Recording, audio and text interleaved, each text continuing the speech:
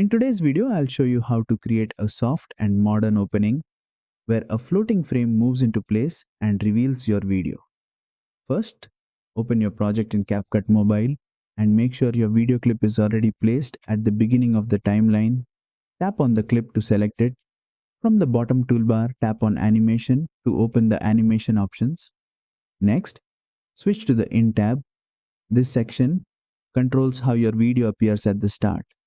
Scroll through the animations until you find floating frame, then tap on it to apply the effect.